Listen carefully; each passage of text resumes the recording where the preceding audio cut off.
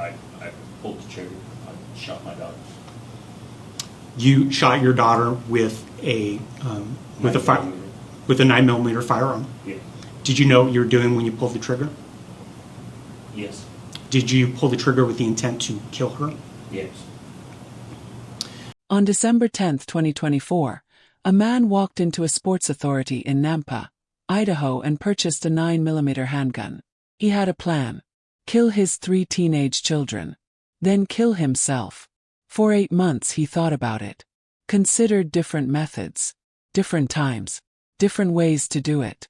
On August 18, 2025, he woke up and decided today was the day. That morning, his 15-year-old son Lucian left for school. His 18-year-old daughter Onyx was asleep in her bedroom after working a late shift at Wendy's the night before. She was exhausted. Her room was filled with her clothes, personal items, a stuffed teddy bear. The man picked up his gun, walked toward her bedroom. As he approached her door, it opened. Onyx stepped out, surprised to see him standing there. He raised the gun, shot her through the top of her head. She fell backward into her room. Then he sat down, and for the next 20 minutes, he watched his daughter gasp for breath. Never called for help, never tried to save her, just watched her die. When it was over, he shot her cat Sammy a few feet from where she lay, took a hatchet to her bedroom door, smashed a mirror in her room, left shards of broken glass scattered across the pride flag he'd draped over her body, and with a marker, he wrote a message across her arm. "I love you even if you didn't love me." Then he sat down in the living room, turned on the TV, rang, and waited for his other son to come home from school so he could kill him too. His name is Delbert Cornish, 51 years old, and on January 28, 2026, he stood before a judge in Canyon County, Idaho, and was sentenced to die in prison for murdering his daughter Onyx and attempting to murder his son Lucian. Welcome to Beyond Guilty. If you remember, back in August, Delbert Cornish was charged with killing his 18-year-old daughter Onyx. He eventually ended up pleading guilty, and today a judge sentenced him to life in prison plus additional time. She was beautiful. She was brilliant. Onyx Cornish was born Hope Serene Ray Cornish, 18 years old, queer, bold, fearless, full of life. Her mother, Crystal Thompson, described her as one of the most vivacious and forthright individuals she'd ever met. Even as a young child, Onyx would strike up conversations with total strangers and show genuine concern for everyone she met. She was extraordinarily kind, always willing to go out of her way to comfort others when they were hurting or scared. Crystal said Onyx was a light in this world. Onyx worked at Wendy's on 10th Avenue in Caldwell, Idaho. She just finished a late shift on August 17th. Came home exhausted, went to sleep. She had no idea that while she slept, the man she called father was planning to kill her. Delbert Cornish wasn't Onyx's biological father, but he'd been on her birth certificate since birth. He'd raised her, treated her as his own. She was his daughter in every way that mattered. Until the day he decided she needed to die. Delbert Cornish was 51 years old, alcoholic, depressed. He'd been having suicidal thoughts since he was 10 years old, 40 years of wanting to die. And throughout those 4 decades, he'd barely received any mental health treatment. His childhood was rough. Parents divorced before he was born, raised by his mother with half-siblings. A stepfather came into the picture who physically abused the children. One of Delbert's sisters was sexually abused. When she disclosed the abuse during Delbert's teenage years, he started acting out, overdosed, was taken for mental health treatment. Then he ran, never returned for help, started drinking, started using drugs, LSD, mushrooms, marijuana, but mostly alcohol. He never graduated high school, though he did get his GED. He worked jobs throughout his life, maintained employment for the most part, but he could never maintain relationships. Married for about a month in the 90s. That fell apart. Had a relationship with Crystal Thompson. They had Lucian together. He raised her other children as his own. But that relationship was rocky. They separated. By August 2025, Delbert was living with his brother Stephen in Caldwell. His children were living there too. Onyx, Lucian, and his adult son Ian, who was later sent to prison. 2 to 3 weeks before August 18th, Delbert lost his job. And something shifted. The suicidal thoughts that had been with him for 40 years merged with something darker. Homicidal thoughts. If he was going to kill himself, he was taking his children with him. On December 10, 2024, 8 months before the murder, Delbert walked into that sports authority and bought the gun. The plan was in motion. August 18, 2025. Monday morning. Lucian left for school. Delbert's brother Stephen left the house. Onyx was asleep in her bedroom. Delbert picked up the gun. Walked toward Onyx's room. Coincidentally, as he approached, she opened the door. Maybe she heard something. Maybe she was just waking up. But she opened that door and saw her father standing there with a gun. He raised it. Shot her through the top of her head. She fell backward into her bedroom. According to Delbert's own confession to police. He then sat there for 20 minutes, watching her gasp for breath. She was dying, slowly, struggling, and he never called 911. Never tried to get her help, just watched. When she finally stopped breathing, Delbert went into a rage. He shot her cat Sammy, took a hatchet to her bedroom door, took a hatchet to her things, smashed a mirror to pieces. Left broken glass everywhere. Then he draped a large pride flag over Onyx's body. He'd later tell police he did it to honor her because the pride flag meant a lot to her. But honoring someone doesn't usually involve murdering them first. With a marker, he wrote a message across Onyx's arm. I love you even if you didn't love me. And then Delbert sat down, turned on the TV, rang, waited. He had hours before Lucian would come home from school. Hours to think about what he'd done. Hours to call police. Hours to turn himself in. Hours to change his mind. He didn't.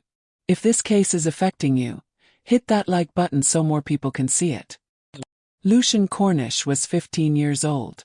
Sophomore. That Monday he went to school like any other day. Had no idea what was waiting for him when he got home. When Lucian walked through the door that afternoon, he immediately knew something was wrong. His father looked at him, said 4 words. I killed your sister.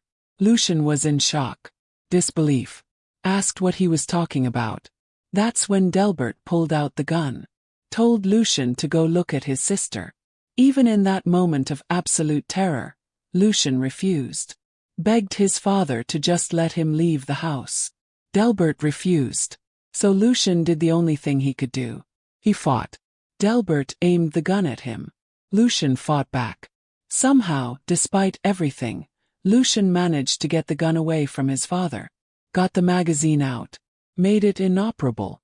At some point during the struggle, Delbert fired a shot at the floor.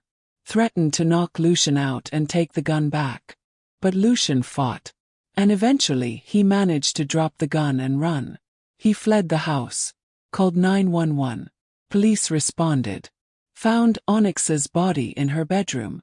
Found the hatchet marks. The broken mirror. The pride flag. The message on her arm. Found multiple suicide notes Delbert had left around the house. One note was scrawled on a wall. I'm a man of my word, my kids died by my hand. I'm tired of them being made fun of. I'm going. My kids are going with me. But Delbert didn't die. He fled. Drove to mountain home about 50 miles away. Went to see an ex-girlfriend. Told her she was his safe space. She immediately called 911 based on his instructions. He waited. Surrendered. Confessed to everything. When police interviewed Lucian after the incident, he remembered something. A conversation the family had over dinner. Delbert had told them if he ever killed himself, he was going to take them with him.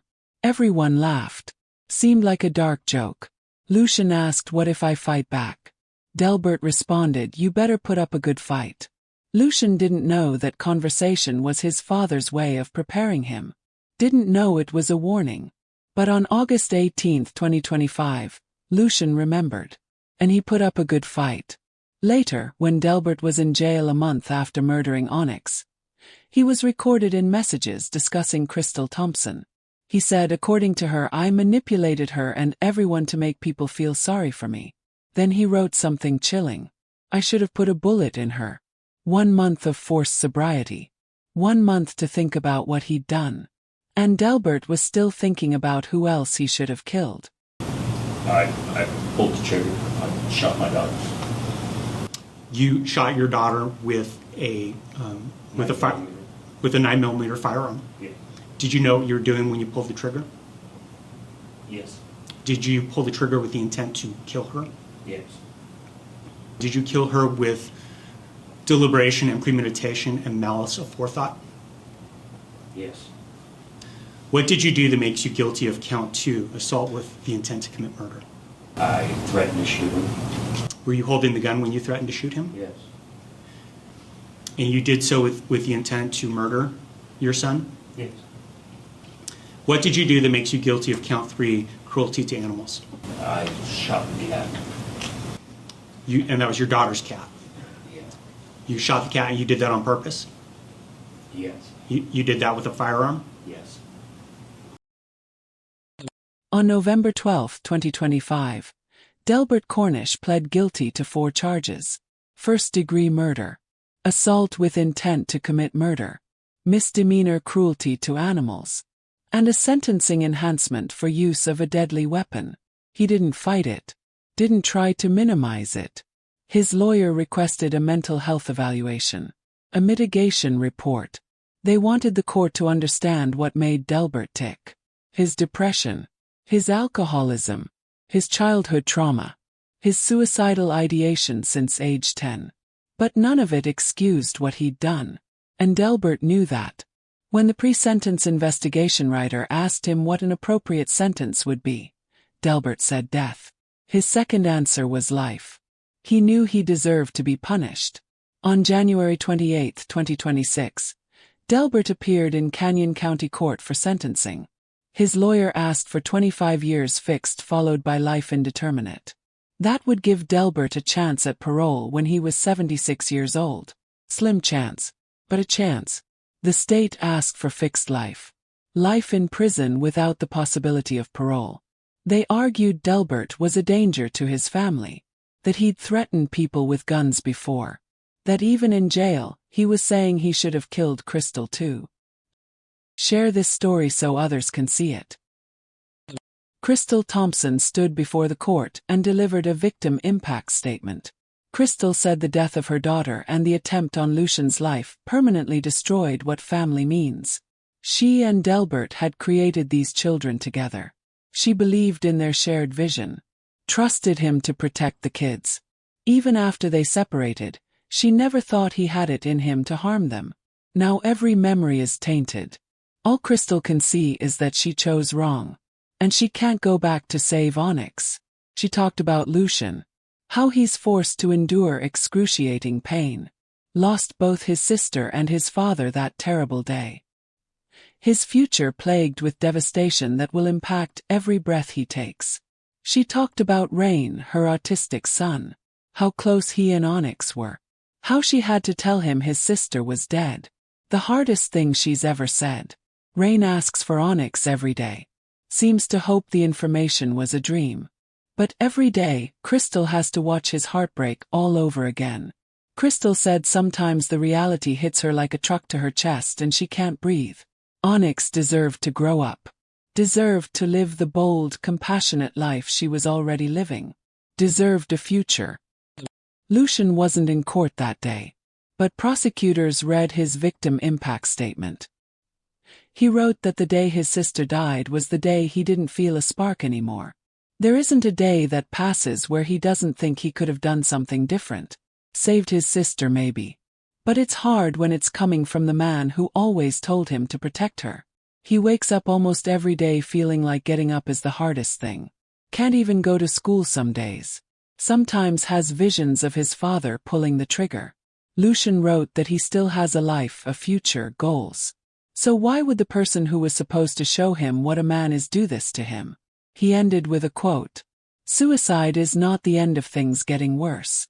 It's the elimination of things possibly getting better. Lucian listens to music with one headphone off because he thinks he still hears his dad's voice. Sometimes thinks he hears the sound of Sammy the cat's bell. He told law enforcement he fears Delbert will come looking for him, that Lucian being alive is unfinished business. The prosecutor argued for fixed life. Said there's no punishment harsh enough to be proportionate to what Delbert took when he murdered Onyx. The closest the court could get to justice was life without parole. She talked about how Delbert's depression and suicide attempts weren't mitigating factors. They were intertwined with his homicidal desires. He'd threatened an ex-wife with a gun years ago. Now he'd murdered one family member, attempted to murder another, and said in jail he should have killed a third. When given the chance to speak, Delbert apologized to the LGBTQ community for a slur he'd written. Said he supported and honored his daughter's lifestyle choices with an open heart. Wished Lucian was there so he could apologize. Said once he saw Lucian's eyes, he couldn't follow through with killing him, and he could never muster enough words to convey the amount of regret, anguish, and remorse he had. Judge Brian Lee had prepared for this sentencing in an unusual way. The day before, he'd toured the Idaho State Maximum Security Prison by himself, spent the morning walking every square foot of the facility. He wanted to see where he was sending Delbert Cornish. The cells were a few square feet. The judge said it was unpleasant to be there for just a few hours. He had no delusions about where Delbert would be spending his time. He said children don't choose to be born. They're brought into this world by their parents. When you bring a child into this world, it's your responsibility to protect them, provide for them. Delbert was unhappy with how his life turned out. Had a sense of entitlement. Thought the world owed him something. Instead of handling that disappointment, he decided to commit the most evil act imaginable. Murder a beautiful young innocent person and attempt to murder his son. The judge said when you compare the harm caused by Delbert's actions to any reason to show mercy, the court wasn't persuaded. Delbert was remanded to the custody of Canyon County Sheriff to be delivered to Idaho Department of Corrections. He will remain there until he passes from this earth. Judge Lee's final words: if there is a God, perhaps God will have mercy on his soul. This day Idaho does not. Delbert Cornish sits in Idaho State Maximum Security Prison. Justice was served. But no sentence brings Onyx back. No punishment erases what Lucian witnessed. No verdict heals the family Delbert destroyed. This is beyond guilty.